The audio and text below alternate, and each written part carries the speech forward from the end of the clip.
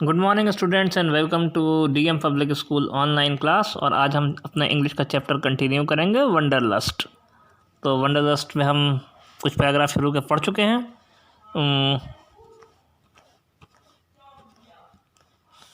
6 paragraph तक हम कर चुके हैं। अब 7th पैराग्राफ से मैं स्टार्ट करने जा रहा हूँ। आप लोग अपना अपने बुक्स ओपन करके मेरे साथ साथ इसका मीनिंग समझते जाइएगा तो आपको अच्छे से समझ में आ जाएगा। Marco Polo devoted himself to learning the Mongol language. Marco Polo ने पूरी कोशिश करी, पूरा अपना ध्यान लगा दिया मंगोल भाषा सीखने में। After learning the language the emperor took him into his service. जब उसने मंगोल सीख ली तो वहाँ के राजा ने उसको अपने यहाँ नौकरी पर रख लिया। Marco Polo's work and loyalty impressed him very much. Marco Polo की मेहनत और उसकी ईमानदारी ने किंग को बहुत इम्प्रेस किया। किंग उसकी ईमानदारी और मेहनत से बहुत खुश हुआ। He trusted Marco Polo greatly and sent him to many distant places on his behalf. जो वहाँ का किंग था उसको मार्को पोलो पर बहुत विश्वास हो गया और उसने अपने बहुत सारे सौदे करने के लिए, बहुत सारी बातें करने के लिए मार्को पोलो को अपना रिप्रेजेंटेटिव, अपना नुमाइंदा बनाकर भेजा अपनी जगह, अपने बिहाफ पर, अपने लिए कि भाई मेरे लिए तुमसे बात करके आना, तुम मेरे विश्वसनीय आदमी हो। इन 1287 he went to Burma and sometime later to Ceylon। 1287 year में यानी 1287 में वो बर्मा गया और कुछ समय बाद फिर वो सिलोन गया। सिलोन और बर्मा तो आज भी है, सिलोन जो है वो पहले था। Marco Polo travel to Ceylon to bring the holy truth of Buddha for emperor. और जो मार्को पोलो जो थे वो सिलोन गए थे ताकि वो उन वहाँ के किंग के लिए गौतम बुद्ध जी का पवित्र दांत ला सकें। Seeing his ability to take on responsibility, Marco was made the governor of an important city। और मार्को पोलो की यही सब बातें देखकर, ईमानदारी देखकर, उनका हार्ड वर्क देखकर, उनका काम करने की क्षमता को देखकर वहाँ के राजा ने उनको एक शहर का गवर्नर बना दिया। The Polo had arrived in Peking in 1275। जो पोलो थे वो पीकिंग पहुँचे 1275 में। In 1290, 15 years after their arrival, Marco Polo asked the emperor's permission to go back home। 15 साल वहाँ गुजारने के बाद फिर उनको अपने घर की याद आई और उन्होंने महाराज से कहा कि महाराज अब मुझे अपने घर वापस जाने दीजिए। But Kublai Khan refuse to let him go. पर कुबलाई खान ने मना कर दिया कि नहीं, तुम मेरे पास ही रहो, तुम्हें कहीं जाने की ज़रूरत नहीं है। But he got a chance to go back for the emperor's work. और एक बार उनको मौका मिल गया अपने घर वापस आने का एम्परर के ही काम से। उन्होंने कहा ठीक है, चलो मेरा भी काम हो जाएगा, तुम घर भी हो आओगे तो चले जाओ। The marriage of princess lady Kokachin of Kublai family had been arrange with his grand nephew Arghun. मौका ये था कि जो वहाँ की प्रिंसेस थी जिसका नाम था लेडी कोकाचिन, जो कुबलाई फैमिली से ही बिलोंग करती थी, उसकी शादी ग्रैंड नेफ्यू से करी गई, इनके मार्को पोलो के, जिनका नाम था अर्गुन।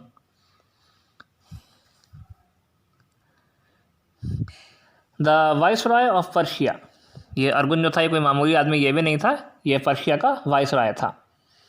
सम Persian nobles had arrived to Peking to bring the princess to Persia for marriage. वहाँ से कुछ ख़ास लोग, जो किंग की कैबिनेट के ख़ास लोग थे, जो सम्मानित वहाँ के लोग थे, वो राजकुमारी को लेने के लिए गए थे, पीकिंग आने के लिए गए थे ताकि उस शादी हो सके। The nobles were afraid of the danger and risk of the journey. They wanted some trusted and experience traveller to accompany them as guides. अब जब वो जा रहे थे उस राजकुमारी को लेने के लिए पीकिंग के लिए, तो उनको कोई ऐसा आदमी चाहिए था जिसको सफ़र करने का, यात्राएं करने का अनुभव हो और जो विश्वसनीय भी हो, क्योंकि पहले लोग सफ़र करने से बहुत डरते थे। The Persian noble requested Kublai Khan to allow Polo to go with their party। तो उन सब लोगों के जत्थे ने कुबलाई खान से रिक्वेस्ट करी कि भाई इनको हमारे साथ, पोलो जी को हमारे साथ भेज दो, हमें गाइड करेंगे। Kublai Khan agreed, but he got promise from Marco that he would come back to him after the journey.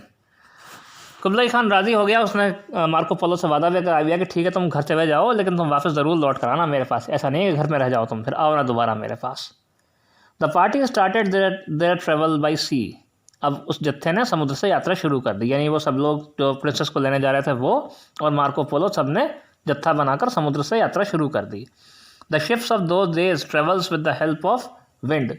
उस ज़माने में जहाज़ जो थे वो पेट्रोल या डीजल से नहीं चलते थे, बल्कि हवा से चलते थे। When the direction of the wind was favorable, they set sail.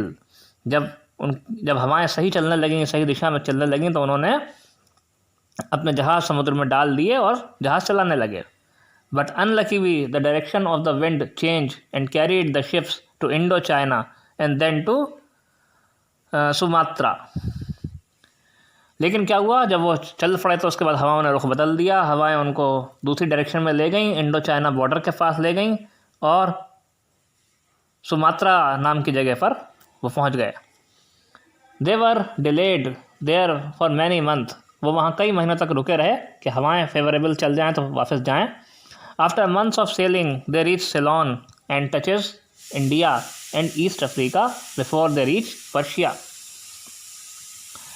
काफ़ी समय बाद वो सिलोन पहुँच पाए और वो इंडिया होते हुए और ईस्ट अफ्रीका होते हुए पर्शिया पहुँचे। The princess arrive safe and sound. और वहाँ से राजकुमारी पीकिंग सही सलामत पहुँच गई। But 2 of the 3 Persian nobles died on the way. लेकिन जो पर्शियन लोग उनको लेने गए हुए थे उनमें से 2 लोगों की मृत्यु हो गई, किसी वजह से, चाहे एजिंग की वजह से हुई हो, चाहे बीमारी की वजह से हुई हो, जो भी चाहे वजह रही हो। Arghun the to be groom had also died some time before the party reached at his place. और ये भी बहुत दुख की बात हुई कि जिस पर्सन से उस राजकुमारी की शादी होनी थी, जब तक वो भी जिंदा नहीं रह पाया, वो भी मर गया किसी वजह से, जो प्रिंस अर्गुन था। After few days Polo come to know that Kublai Khan was also dead. वो भैया इतने टाइम में इतना कुछ हो गया। कुछ समय बाद ही उसको ये मालूम पड़ा मार्को पोलो को कि कुबलाई खान की भी मृत्यु हो गई। So Marco had not go back to Peking. तो अब मार्को पोलो को पीकिंग जाने की कोई आवश्यकता थी ही नहीं। So the polo started for Venice. इस वजह से जो मार्को पोलो था वो वेनिस की तरफ वापस आ गया। देयर होमलैंड, अपने घर वापस। They had grown very rich, वो बहुत अमीर हो गए। They arrive at Venice in 1295। वो वेनिस शहर में पहुंच गए 1295 में। They had been away for 24 years. वो अपने घर से 24 साल दूर रहे। The young Marco had turn 41 now. वो जो लड़का जो मार्को पोलो जो उनके साथ गया था वो अब 41 साल का हो गया था। It is sad that no one could identify the Polos in Venice. और ये कहा जाता है कि इतने लंबे समय के बाद जब वो वापस वेनिस पहुँचे तो उनको कोई भी नागरिक वहाँ का पहचाने नहीं पाया कि ये कौन है। Their tattered clothes might be the reason. उनके फटे पुराने कपड़े शायद इसका कारण थे। So they invited all their friends and relative to dinner one night. तो उन्होंने ये बताने के लिए कि हम वापस आ गए, उन्होंने अपने सारे रिश्तेदारों को खाने पर इकट्ठा किया रात के। After the dinner the Polo tore off the lines of stitching. Precious stones and jewels fell from the linings of the clothes. The astonished guests believed their wonderful stories and welcomed them back home. फिर क्या किया पोलो ने, फिर अपने कपड़ों को उसने फाड़ कर दिखाया। उस ज़माने में लोग ये ट्रिक इस्तेमाल करते थे कि कपड़ों में अपने हीरे मोती छुपा कर लाते थे। तो वो भी इस तरह से कपड़ों में हीरे मोती छुपा कर लाया, और जब उन्होंने अपने रिश्तेदारों को वो सब चीज़ दिखाई तो उनको यकीन हो गया कि ये मार्को पोलो और उनकी फैमिली है, और उन्होंने उन सब का स्वागत किया। But the coming years were not happier for Marco Polo. A war broke out between Venice and Genoa. लेकिन कुछ समय बाद ही वेनिस की जिनोवा के साथ लड़ाई छिड़ गई। Marco Polo was sailing one of his trading ships was arrested and sent to prison. Marco Polo जो एक यात्री जहाज़ लेकर जा रहा था अपना, उसको अरेस्ट करके जेल में डाल दिया गया। When peace was made after 3 years, he was freed.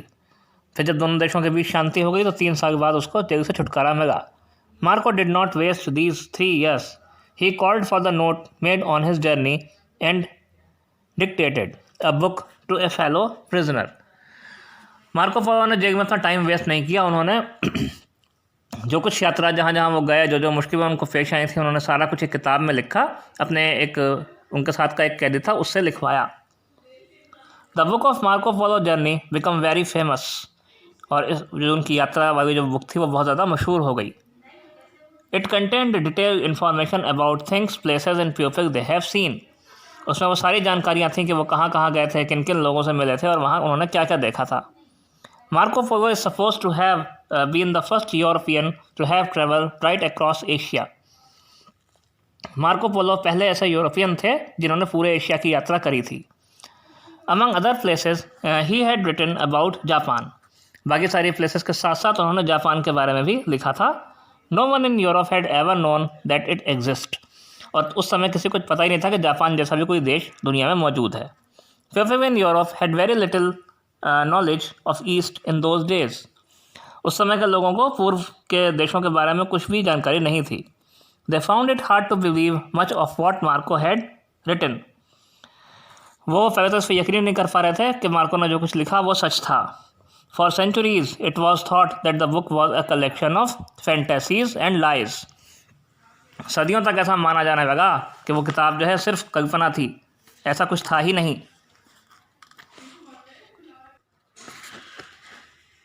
But the book fired people's fancy. Men who were fond of adventure began to dream of going out to China and India and making their fortunes. लेकिन लोग कुछ ही समय बाद इस fancies, इस काल्पनिक बातों से बाहर आ गए. उनको लगा कि जो कुछ उसने लिखा है वो सही है और फिर लोग इरादा करने लगे कि हम भी इंडिया और चाइना जाकर पैसा कमाएंगे. सो स्टूडेंट्स, मैं उम्मीद करता हूँ चैप्टर आपको यहाँ तक समझ में आ गया होगा. मैं मिलता हूँ आपके इसके अगले पार्ट में. Thank you for joining DM public school online class.